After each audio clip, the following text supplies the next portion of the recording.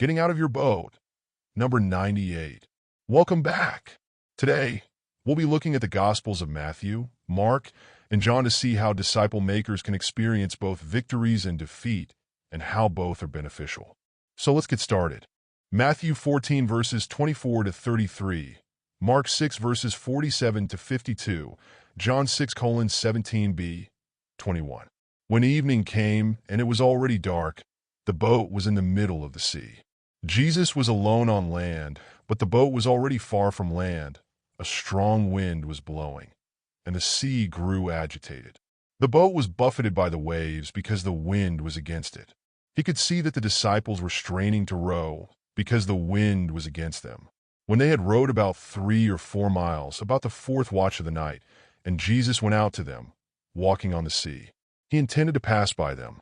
When the disciples saw him walking on the sea, they were terrified and cried out in fear, "It's a ghost." But Jesus spoke up at once. "Take courage. It is I. Do not be afraid." Peter replied, "Lord, if it is you, command me to come to you on the water." Jesus said, "Come." Then Peter got down out of the boat, walked on the water, and came toward Jesus. But when he saw the strength of the wind, he was afraid, and beginning to sink, cried out, "Lord, save me." Immediately Jesus reached out his hand and took hold of Peter. "You of little faith," he said, "why did you doubt?" And when they had climbed back into the boat with them, the wind died down.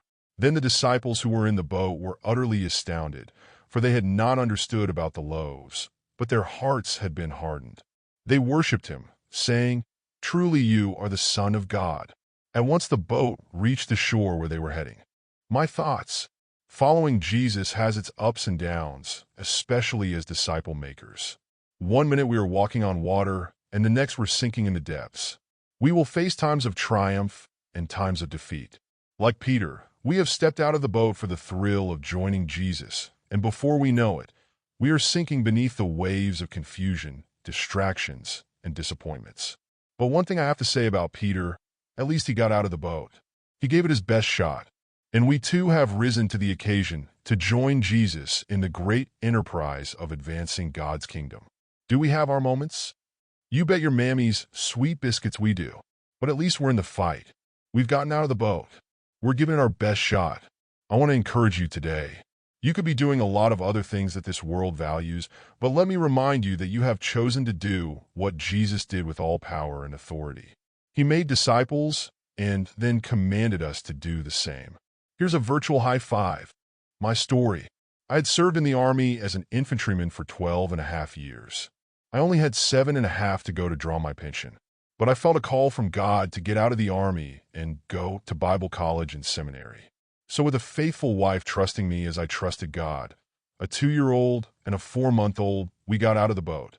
The goal was to go back into the Army as a chaplain, but the storm winds began to blow. First, the educational route I had decided to take didn't line up with the Army's requirements. Second, I was pastoring in a traditional church, and I knew I wouldn't last long in that environment. And third, I had a hearing disability that medically disqualified me from going back on active duty. I was sinking in my pursuit of my calling and making disciples. Over the years of ups and downs, God did his work in the system and in me. My undergraduate degree was completed through miraculous interventions and met the chaplaincy's requirements. God was working, and I became convinced that pastoring at a traditional church was not a good kingdom fit for me. And lastly, the National Guard wanted to promote me to Master Sergeant and upgraded my medical status, which now qualified me for active duty as an Army chaplain. It was a 7-year process of walking on water, sinking, and then walking on the water again. I spent the next 10 years making disciples as an Army chaplain because I got out of the boat. God is always faithful to make a way for us to fulfill his calling in our lives. Our action plan. Now it's time for application. Here's some ideas. Do some reflection and identify times when you got out of the boat. Ask the people you're discipling to do the same and discuss the ups and downs. Spend some time in prayer, thanking God for the victories and asking for strength for the challenges. The journey of disciple making is filled with both triumphs and challenges, much like Peter's experience of walking on water and then sinking. Despite the ups and downs, The act of stepping out in faith to follow Jesus' call is commendable, and perseverance in this calling, even through difficulties, ultimately leads to fulfilling God's purpose in our lives.